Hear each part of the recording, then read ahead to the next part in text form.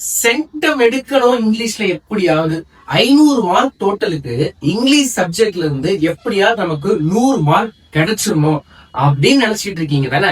ஆனா இந்த grammar part எல்லாம் என்ன பண்ணாலும் இந்த கிராமர் செக்ஷனா இருக்கட்டும், இந்த 1 மார்க் செக்ஷனா இருக்கட்டும், ஒரு சில செக்ஷன்ல ஃபுல்லா மார்க் எடுக்க முடியல. லெட்டர் ரைட்டிங்லாம் எப்படி அட்டெண்ட் பண்றது, எவ்வளவு லெட்டர்ஸ் படிக்கிறது, இந்த 10x5 செக்ஷனா இருக்கட்டும், இந்த செக்ஷனுக்கு எல்லாம் என்னென்ன படிக்கிறது, போயம் பேராகிராஃபா இருக்கட்டும், சப்ளிமெண்டரியா இருக்கட்டும், இதுக்கெல்லாம் என்னெல்லாம் பண்றது அப்படின்ற டவுட் இல்லைங்களா? எங்க இருந்துதான் இம்பார்ட்டன்ஸ் எடுக்கிறது, எதெல்லாம் படிக்கிறது ஒரு குழப்பத்துல இருக்கீங்களா? ஒரு குழப்பமும் இல்ல. 10th ஸ்டாண்டர்ட் ஸ்டூடெண்ட்ஸ்க்காகவே தான் நம்ம கொடுத்திருக்கிற அந்த மாடல் கொஸ்டின் பேப்பர்ஸ் பத்தி தான் இப்ப பார்க்க போறோம். இது மாடல் கொஸ்டின் பேப்பர் மட்டும் இல்ல மக்களே, இந்த கொஸ்டின் பேப்பர் ஒரு ட்விஸ்டடான கொஸ்டின் பேப்பர். இந்த கொஸ்டின் பேப்பர்ல இருந்து தான் ரிவிஷன் எக்ஸாம்ஸா இருக்கட்டும், பப்ளிக் எக்ஸாமுக்கா இருக்கட்டும் 90% மேல, ஏன் 100% கூட கொஸ்டின் வரலாம். அப்படி எல்லா கொஸ்டினும் வரப்போகுது. இந்த கொஸ்டின்ஸ் பத்தி தான், இந்த கொஸ்டின் பேப்பர் பத்தி தான் நம்ம டீட்டெயில் தான் பார்க்க போறோம். கொஸ்டின் பேப்பர் 1 பொறுத்த வரைக்கும் பாத்தீங்கன்னா, நீங்க 10th பொறுத்த வரைக்கும் பாத்தீங்கன்னா உங்களுக்கு மொத்தம் கொஸ்டின் நம்பர் 1ல இருந்து 47 வரைக்கும், கொஸ்டின் நம்பர் 1ல இருந்து 47 வரைக்கும் 10th கொஸ்டின் பேப்பர்.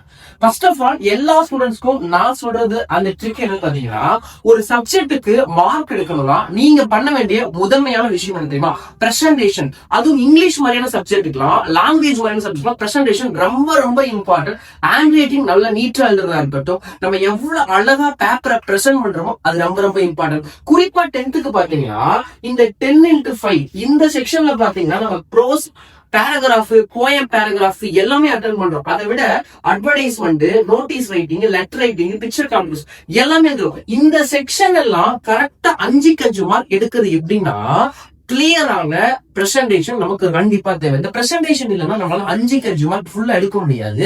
உங்களால 100 அவுட் ஆஃப் 100 இந்த மார்க்கே போக முடியாது. இந்த பிரசன்டேஷன் ரொம்ப ரொம்ப இம்பார்ட்டன்ட். சரி, ஓகே, பிரசன்டேஷன் எல்லாம் கத்துக்கிறோம், ஹேண்ட் ரைட்டிங்கும் நீட் பண்ணிடுறோம். ஆனா இம்பார்ட்டன்ஸ் என்ன பண்றது, மாடல் கொஸ்டின் பேப்பருக்கு என்ன பண்றது, அதானே கேள்வி.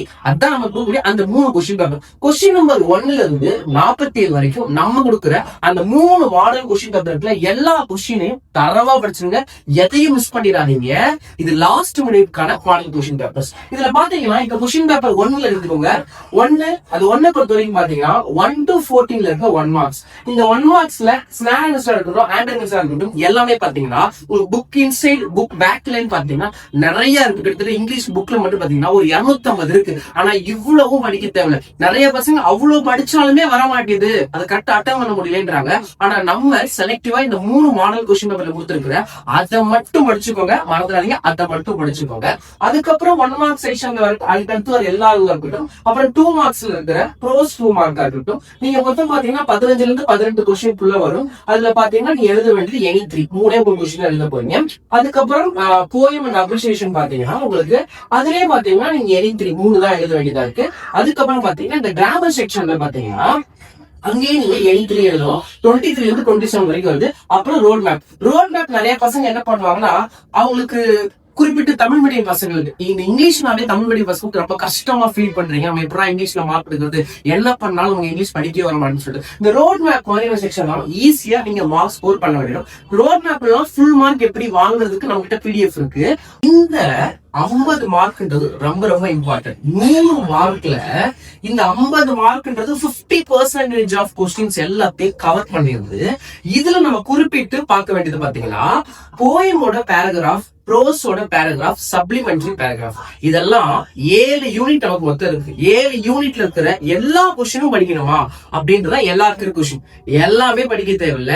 நம்ம கொடுத்துருக்க கொஸ்டின் பேப்பர்ல இருக்க அந்த இம்பார்ட்டன்டான கொஸ்டின்ஸை மட்டும் படிச்சுட்டாவே உங்களால கண்டிப்பா போயம் பேராகிராஃபா இருக்கட்டும், ப்ரோஸோட பேராகிராஃபா இருக்கட்டும், சப்ளிமெண்டரி கண்டிப்பா அட்டெண்ட் பண்ண முடியும். அதுக்கப்புறம் எல்லாருக்கும் இருக்க கொஸ்டின் இந்த அட்வர்டைஸ்மெண்ட் எல்லாருக்கும் ரொம்ப சிம்பிளா தெரியுது, ஈஸியா 5 மார்க் இருக்க வேண்டிய விஷயம். ஓகேவா, தமிழ் மீடியம் பஸ் கூட. ஆனா இங்க எல்லாம் என்ன பண்றாங்கன்னா அந்த அட்வர்டைஸ்மெண்ட் எப்படி ப்ராப்பரா அழகா பண்ணி நல்ல பிரசன்டேஷன் கொடுத்து அந்த 5 மார்க்க ஃபுல்லா வாங்குறதுக்கான ட்ரிக்ஸும் நம்ம சொல்லியிருக்கோம், அதையும் பார்த்துக்கோம். அப்புறம் நோட்டீஸ் ரைட்டிங் சேம் அதேதான்.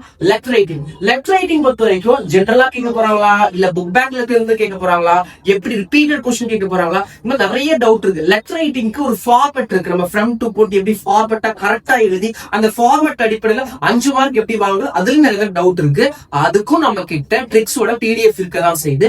நம்ம எல்லாத்துக்கும் நம்ம பிடிஎஃப் வச்சிருக்கோம். அதுக்கப்புறம் பிக்சர் காம்பினேஷன் சேம் அதேதான். இந்த எல்லா செக்ஷன் இதுக்கப்புறம் வரக்கூடிய ஸ்பாட் தரா இருக்கட்டும் எல்லாமே ஸ்பாட் தர ஆல்ரெடி நம்ம போட்டிருக்கோம். உங்களுக்கு ஸ்பாட் தரம் வேணும்னா திருப்பி பிடிஎஃப் கமெண்ட் பண்ணுங்க, உங்களுக்கு ஸ்பாட் தரம் சென்ட் பண்றோம். இந்த மாதிரி எல்லா செக்ஷனுமே ஃபைனலா 8 மார்க்ஸ் பாத்தீங்கன்னா சப்ளிமெண்டரியில கேட்கிற அந்த ஏஆர்பி செக்ஷன் வரக்கூடிய அந்த 8 மார்க்ஸ் சப்ளிமெண்டரி அதுமே நம்மளால இம்பார்ட்டன்ஸ் கொடுக்க முடியும் மக்களே. இந்த 8 மார்க் ஃபுல்லா எப்படி எழுதலாம், எத்தனை பேஜஸ்க்கு எழுதணும், எப்படிலாம் எழுதலாம், அந்த 8 மார்க் ஃபுல்லா இருக்க முடியும். பேசேஜ் ரைட்டிங் ஓகேவா, இது எல்லாமே ஓவரால் 10th இங்கிலீஷ்ல இவ்வளவு இருக்கா அப்படின்லாம் பாக்காதீங்க. ரொம்ப கம்மியான செக்ஷன்ஸ் தான்.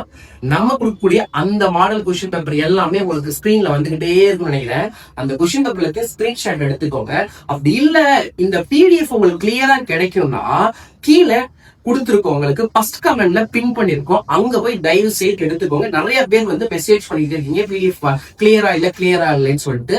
ஃபர்ஸ்ட் கமெண்ட்ல பின் பண்ணி வச்சிருக்கோம் லிங்க், அதை யூஸ் பண்ணி நிறைய பேர் எடுத்துக்கோங்க.